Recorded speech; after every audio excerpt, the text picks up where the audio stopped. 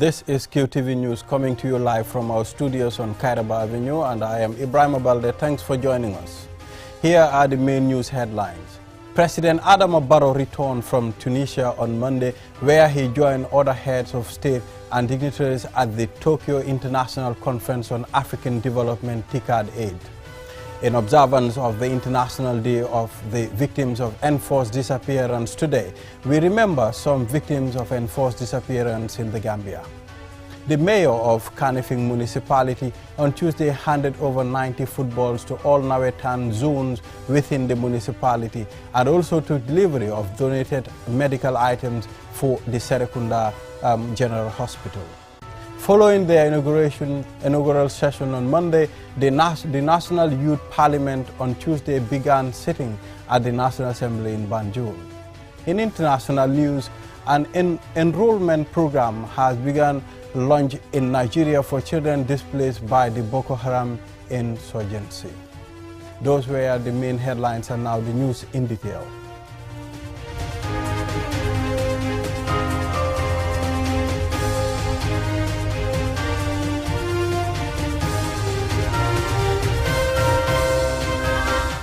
Welcome back and thanks for joining us. President Adama Barrow returned from Tunisia on Monday, where he joined other heads of state and other dignitaries at the Tokyo International Conference on African Development TICAD 8. The president also met with the UNDP Assistant Administrator and Director, Regional Bureau for Africa, to discuss ways to improve partnership and cooperation in support of the Gambia's inclusive and resilient development. Here is an excerpt. During the meeting, Japan pledged about $30 billion to support African countries, especially human resource projects that can help us in this economic crisis. We will put up projects together to make a request to see how best we can fit in, how best we can also enjoy the 30 billion. And Japan is a very important partner to Africa. And at the same time, we needed to discuss a lot of things, especially climate change. And there is economic crisis in Africa, and we have a partner who is willing to work with Africa to see how best we can address some of the problems that are affecting our countries. Most of our social projects, we are working with the UNDP. So it was very important for us to engage, to see how best we can partner with them and do more social projects for the Gambian people. That's why it was important for us to have that meeting. I really enjoyed the commercial flight with everybody on board, with other Gambians on board. I think it was interesting. We will always continue to see how best we can try to use commercial flights and also save money for our country. A small country, our economy is a small economy. Our resources are very, very small, and we manage with small budget. So we try to save some money. I think it's important to know that this platform of TICAD is useful for Africa, particularly in bringing private sector interest from Japan in Africa. So Gambia also had the opportunity here to meet several private business organizations to we also talked about the situation in the country, the impact of COVID-19 on the country, the impact of climate change. You just had floods in the country, and the whole impact of the conflict in Ukraine, and how Gambia's economy has to adapt to all this new situation. We looked at some of the opportunities to grow the economy, but also to work in the area of social development, supporting vulnerable populations to get better livelihood opportunities and to build their resilience. We noted that governance is very important, good governance, issues around justice, having good justice systems so that people feel that they are included and that their interests are served. 30th August is commemorated globally as International Day of the Victims of Enforced Disappearance. In observance of the day, we remember some victims of enforced disappearance in the Gambia. More in this report by Ansumana Eswanyasi. One name that comes to mind at the mention of enforced disappearance in the Gambia is that of the late Chief Ibrahim Mane. Once a towering figure widely respected in the Gambian media, he was arrested in July 2006 at the Daily Observer premises where he worked and was never seen in public again. The TRC's report quoted security sources, including former Jongla Bailo, currently standing trial in Germany for a string of murder allegations, who intimated that Mane was killed by the junglers and his body was dumped in a well near Kanilai, while other reports suggested that he was buried at a pit behind the Saringai police station. Like Mane, there were several other victims of enforced disappearance, all linked to the former regime of ex-President Jammeh. The TRRC also mentioned Nongombub, Bubai Sanyang and Mahmoud Lamin Nyasi, all of Buyam in the West Coast region. The trio were also arrested in 2006 and never seen again. Former jungler Malik Jatta, during his testimony at the Truth Commission, alleged that they were executed by his former colleague in the patrol team, the notorious Sana Manjang. Kanyiba Kanyi, Sise Bujiring, and suspects of the 2006 Ndur Cham Fuel coup, among many others whose whereabouts until recently remained unknown. Frequently used as a strategy to spread terror within the society, enforced disappearance has become a global problem. Once largely the product of military dictatorships, enforced disappearances can nowadays be perpetrated in complex situations of internal conflict, especially as a means of political repression of opponents.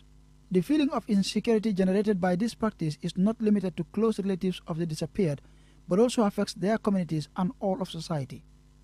Through a resolution on 21st December 2010, the UN General Assembly expressed its deep concern about the increase in enforced or involuntary disappearances, and the growing number of reports concerning harassment, ill treatment and intimidation of witnesses of disappearances or relatives of persons who have disappeared. To deter governments of member states from such practice, the UN General Assembly adopted the International Convention for the Protection of All Persons from Enforced Disappearance and declared 30th August the International Day of the Victims of Enforced Disappearances to be observed from 2011 onwards. Ansmane Sonyasi for KTV News.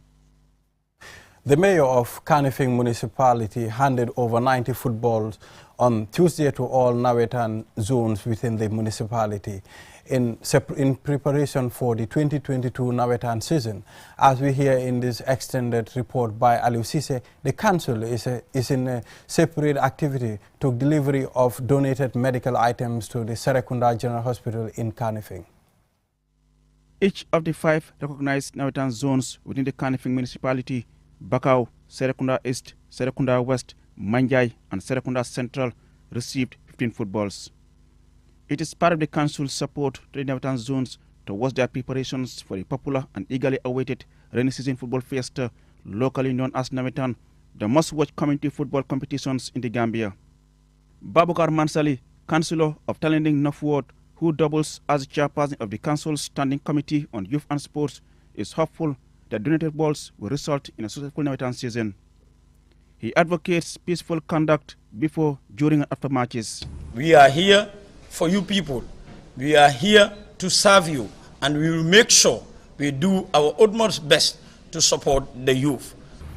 Pasawane, president of Manjai Sports Committee, Chebo Jeng, PRO of the KM Sports Committee, and Badi Jaite, vice chairman of the KM Sports Committee, welcome the donation as coming at the right time. We are very much cash-strapped, so whichever assistance that we can get from anybody, from any stakeholder, it is much appreciated, and this couldn't have come at a better time.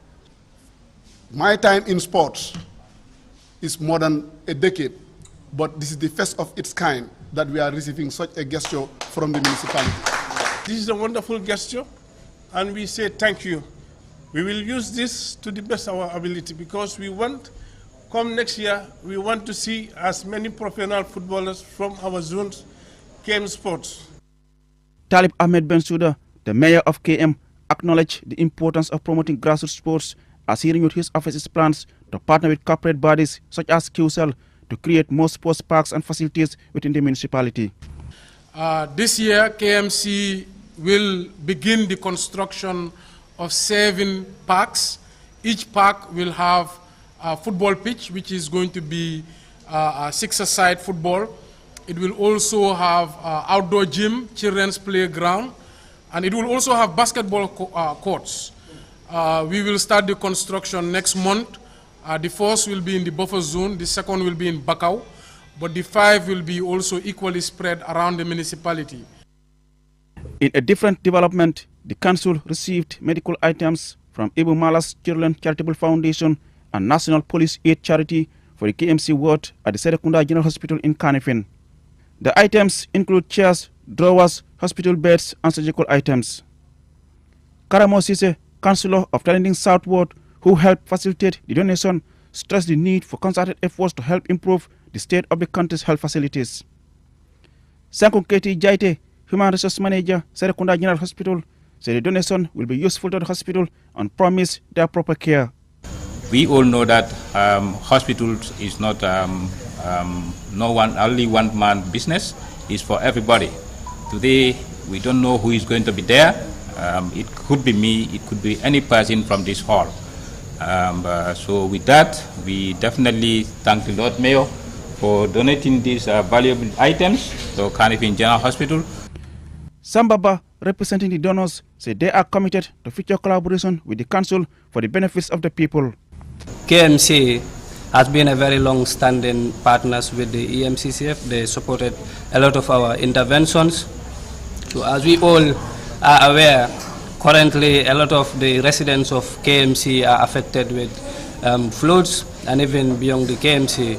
We thought it wise to give some medical aid items in the items of examination beds, hand sanitizers, and other wash materials, because as we have more vulnerable people in the communities, then there will be an increase in the visits to hospitals. Talib Ahmed Bensouda, Mayor of KM, thanked the donors for conceiving the idea to donate these valuable items through the council. KMC's responsibility is not held for now in terms of what the law and our mandate allows. But remember, healthcare is very important for all citizens, and as far as we have citizens living in KM, we will continue to support the health sector. Serekunda General Hospital is one of the busiest hospitals in the country, and receiving such items will further enhance its health service delivery. Reporting for QTV News, I am Aliou Cisse. That story there by Aliou Cisse will take us to our first commercial break. When we return, we have more local and international news stories. Do stay tuned.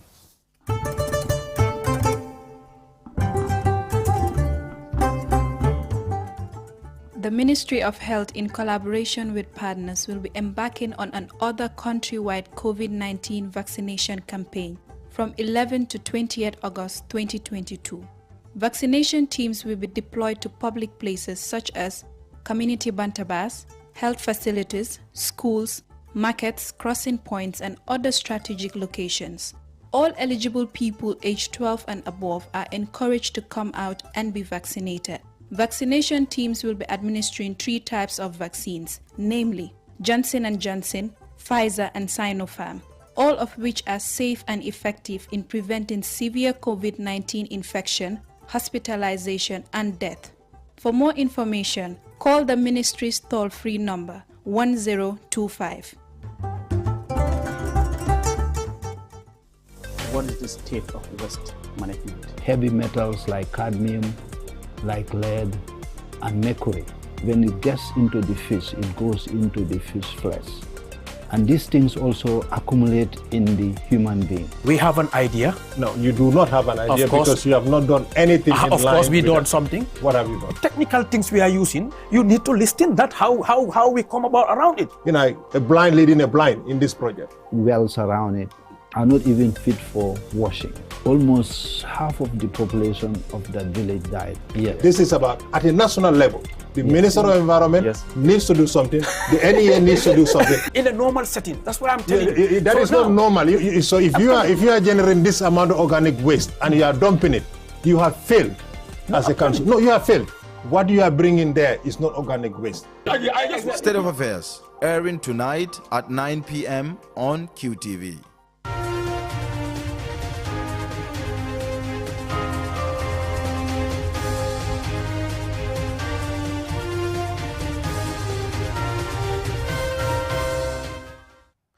Welcome back.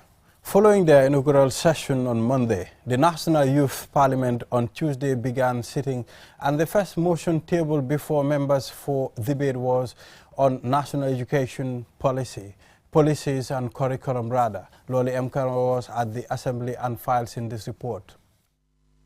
The motion for debate on the national education policies and curriculums was put forward by the Honorable Member for Serekunda. Honorable Speaker, it is important for us to look at this motion in the House because it is an urgency to the development of this country.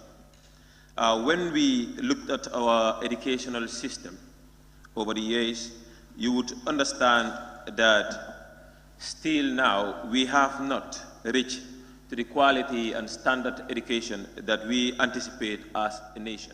After spending 4 years in the Gambia College, studying agriculture, exposed to poultry, exposed to horticulture, exposed to different facets of life, at the end of the day, you come back and say, there's no job in this country.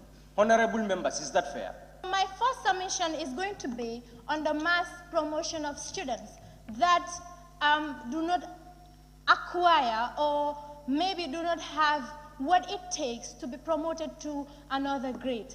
And this is the root cause, because obviously if you don't have what it takes for you to give the proper deliberation to people that you would be facing, it is obviously going to be or it is going to result to the failure at hand in this country. We have students whom, whether they pass or not, are promoted from grade 10 to 11. If you expect the same people to go to the college in that manner, acquire the knowledge at the college, and you very well know they are not equipped with the foundation. Now they've moved to another level, and you expect them to give the proper deliberations to the children or to the people. Of course, it's going to be a rotational failure because the person teaching has no, or in fact has limited knowledge on the area or the focus of the course or the subject that has been given. Now, another thing is, you go to the Gambia College, you ask students, what do you want, or why are you here? They will tell you, I have no choice. And now a question has been raised. You went to school, you're done. They will tell you, I have no acceptance to the university, or what I want to study is not in this country, or I don't have the income, or my family do not have the income to send me to acquire university education. Now a question comes in. What is the government doing in ensuring that those students have the right education? Because it's been said that there should be quality and equitable education. Now the equality comes in. Are they equal with those that are in? Because they are citizens and students of this country, but they do not have what it takes. And we have so many people that have very good results and in the Gambia College, and they don't wish to be there. We do not in any way involve or engage the stakeholders that are involved. That has to do with engaging the young people that are in the system being directly affected by these policies. We do not ask about their opinions, and most definitely we never even put them on the platform to even listen to what we are proposing to serve as a guiding document for their educational system to be prospective and of course to have a successful knowledge gaining. There is need for those schools in the provinces also to have access to these equipped labs. It should not be only centered on the urban areas. It should be decentralized. After lengthy submissions and debate, members voted for the reassessment of the national education policies and curriculums to be scrutinized. The second topic for debate was irregular migration and unemployment in the Gambia. For QTV News, Loliam Camara. Youth National Assembly. Now, in international news.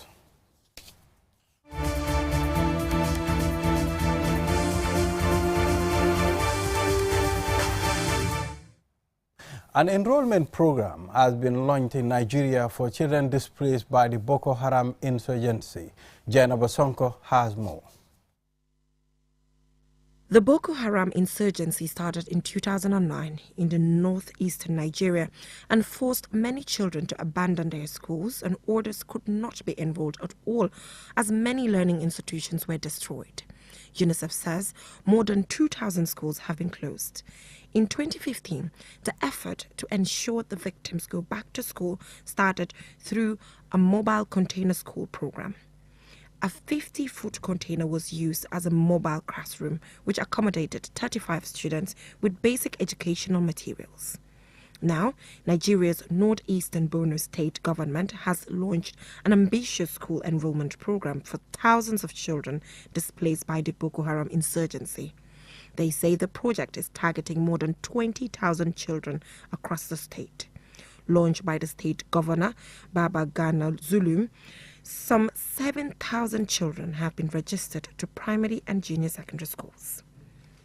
Boko Haram is an Islamic sect that believes politics in northern Nigeria has been seized by a group of corrupt, false Muslims. It waged war against them and the Federal Republic of Nigeria generally to create what it calls a pure Islamic state ruled by Sharia law by frowning at schools following Western-style education. In addition to its disruptive activities in Nigeria, Boko Haram also caused violence in Cameroon, Chad, and Niger. Given the Islamist group's record of kidnapping of school children, parents of the children now being enrolled will be concerned about the safety and security of their children above all else. Reporting for QTV News, I am Jenna Bosongo. That story there by Jenna Bosongo, it's where we'll draw the curtain. Now, before we end, here is a bulletin of the main news headlines.